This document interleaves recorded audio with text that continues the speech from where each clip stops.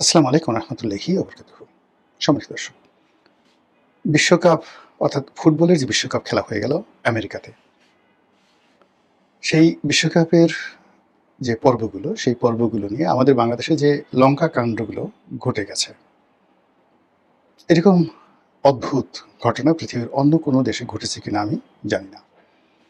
এমনি আমাদের দেশে ব্রাজিল ভার্সেস আর্জেন্টিনা, এই দুটো দল নিয়ে যে মাতামাতি হয়, সারা বাংলাদেশে যেভাবে ব্রাজিল এবং আর্জেন্টিনার পতাকা নিয়ে মানুষ উন্মাদনা দেখায়, এবং এই দুই দলের যে সকল তারকা খেলোয়াড় আছেন তাদেরকে যেভাবে আমাদের দেশের মানে মানুষ মাথায় করে নাচে, তাদের জন্য মারামারি করে, তাদের জন্য কাটাকাটি করে, এরকম অদ্ভুত ঘটনা ঘটেনি।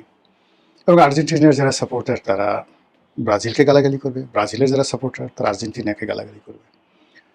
এইবার যখন ব্রাজিল বাদ পড়ে গেল, তখন এক দফা লঙ্কা কাণ্ড ঘটল। তারপর যখন খেলতে খেলতে একেবারে ফাইনাল পর্যায়ে এসে গেল স্পেন ভার্সেস সেই আর্জেন্টিনা। তো এই খেলার রাতে, মানে যেদিন ফাইনাল খেলা হবে সেই দিন ঢাকা সহ দেশের অন্যান্য জায়গাতে এই যে বাঙালি আমাদের যে চারিত্রিক বৈশিষ্ট্য, আমাদের যে অকাল, মানে যে কুমাণ্ড যেটাকে বলা হয়, কুষ্মাণ্ড বলে অনেকে না, তারপর চিন্তার যে যাকে বলা হয় দৈন্যতা, চারিত্রিক অস্থিরতা, এই বিষয়গুলো যেভাবে ফুটে উঠেছে এবার ব্রাজিল এবং মানে আর্জেন্টিনা এবং স্পেনের যে ফাইনাল খেলা, সেই খেলাতে এটি ছিল নজিরবিহীন।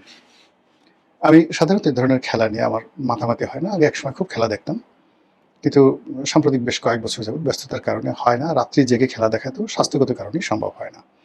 আবার পরবর্তীতে দিনের বেলাতে প্রচণ্ড ব্যস্ততার কারণে সেই খেলাগুলোর যে আবার রিপ্লে করে দেখব ইউটিউবে বা অন্য কোনো মাধ্যমে, সেটাও হয় না। কিন্তু এই খেলা নিয়ে যে সকল লঙ্কা কাণ্ড ঘটে সেগুলো আমরা আলোচনা করি, আমাদের বয়সী যারা লোকজন বা আমাদের ছেলে যারা সিনিয়র তারা আলোচনা করি। তো এইরকম খেলার কয়েকটি ফুটেজ, কয়েকটি ঘটনা বেশ কয়েকজন নামকরা রাজনীতিবিদ তারা পাঠিয়েছেন। অনেকের সঙ্গে কথা হয়েছে এবং তার মধ্যে বিশেষ করে উল্লেখযোগ্য যার সঙ্গে আমার এই খেলা নিয়ে বেশি কথাবার্তা হয়েছে, তিনি হলেন সাবেক মন্ত্রী, একসময় ঢাকার কিংবদন্তির ছাত্রনেতা ছিলেন, মুক্তিযুদ্ধের অন্যতম বীর সেনানী কাজী ফিরোজ রশিদ।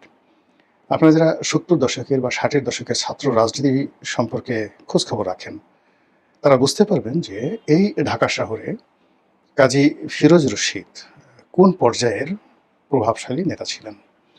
এবং এরশাদের পুরো জমানাতে তিনি অনেক গুরুত্বপূর্ণ মন্ত্রণালয়ের মন্ত্রী ছিলেন এবং বাংলাদেশের রাজনীতি তিনি যেভাবে দেখেছেন সামনে পেছনে, এর বাইরে তিনি রাজনীতির অনেক অন্দরমহলের ঘটনা জানেন। তিনি একেবারে টুঙ্গিপাড়ার মানুষ, সাবেক প্রধানমন্ত্রী শেখ হাসিনা এবং তিনি ক্লাসমেট, একই স্কুলে পড়েছেন।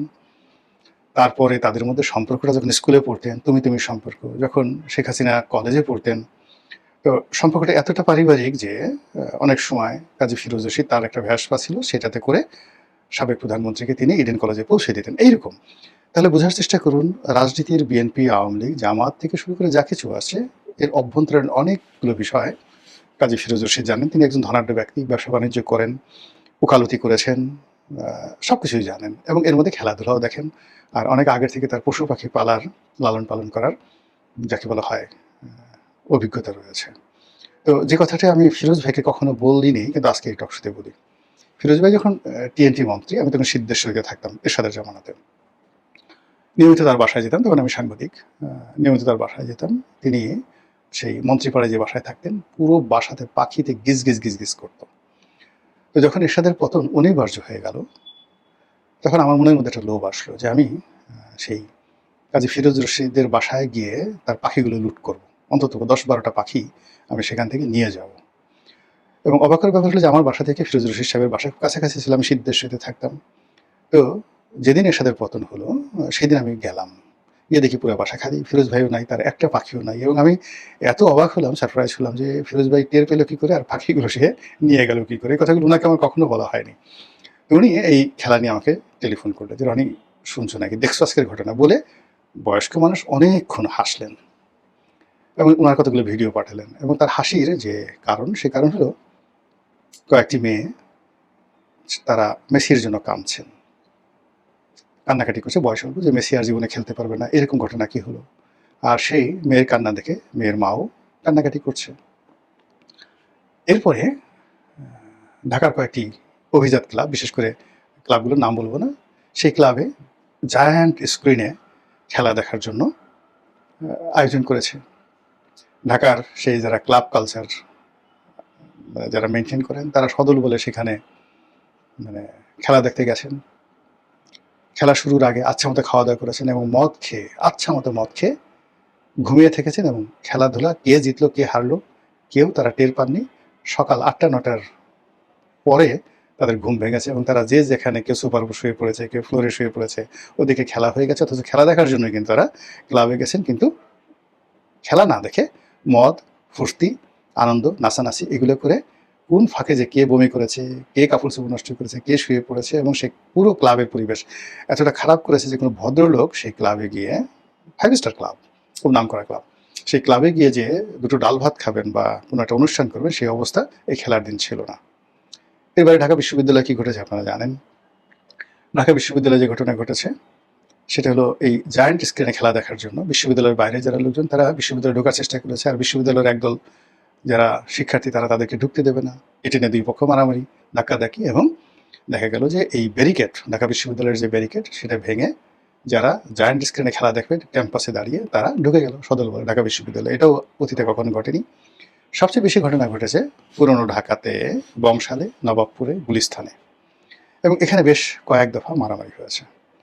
তো মারামারির মধ্যে সবচেয়ে উল্লেখযোগ্য মারামারি যেটি হলো যে, স্পেনের পক্ষের যারা খেলোয়াড় তারাও জয়লাভ করবে এজন্য বেশ কয়েকটি গরু জবাই করে তারা যাকে বলা হয় তেহারি রান্না করে বসে আছে। আর প্রতিপক্ষ আর্জেন্টিনা যারা আছে, তারাও এইভাবে তেহারি রান্না করে ড্যাগের পর ড্যাগ তারা বসে আছে। পরবর্তীতে যখন এক পক্ষ জিতলো, অন্য পক্ষ হারলো, তখন ওই পরাজিত পক্ষ বা বিজয়ী পক্ষ একে অপরের উপর হামলা করলো। কেউ খেতে পারলো না, সবার খাবার দাবার নষ্ট করে ফেললো, এবং ভীষণ রকম মারামারি, এমন মারামারি করলো যে তার পরের দিন যে ওই যে এলাকায় মারামারি হয়েছে সেই এলাকার সমস্ত দোকানপাট বন্ধ। এখন জনাব কাজী ফিরোজ রশিদ তিনি বলছিলেন যে, এমনি এক দোকানদার, বড় দোকানদার, বেশ বড় ব্যবসায়ী, তো তার দোকান থেকে তিনি কিছু মালামাল কিনেন।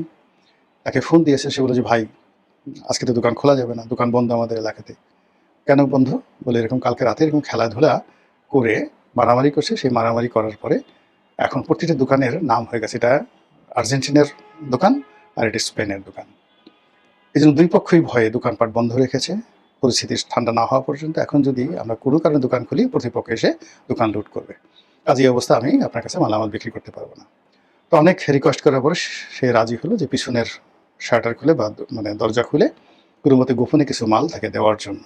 বিকজ যে আইটেমগুলো কাজী ফিরোজ রশিদ সাহেব চাচ্ছিলেন, এগুলো খুব গুরুত্বপূর্ণ ছিল। তো এই হলো ঢাকার বাস্তব চিত্র, সারা দেশের বাস্তব চিত্র।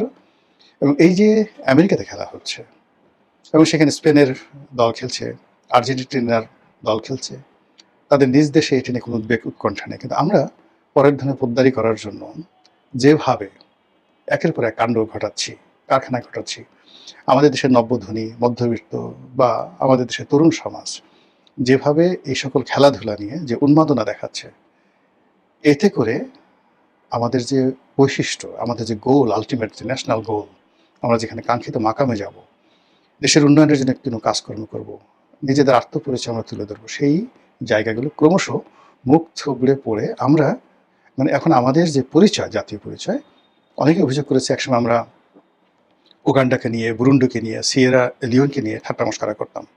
অবাক করার ব্যাপার হলো যে গ্লোবাল স্ট্যান্ডার্ডে এই সকল দেশ এখন আমাদের সাথে অনেক অনেক গুণ এগিয়ে আছে।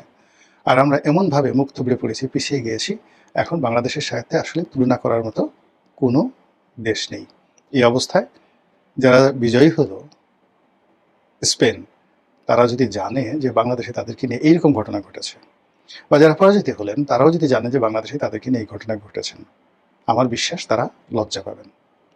মহান আল্লাহ আমাদের সবাইকে হেদায়েত দান করুন এবং হেফাজত করুন। আসসালামু আলাইকুম ওয়া রাহমাতুল্লাহি ওয়া বারাকাতুহু।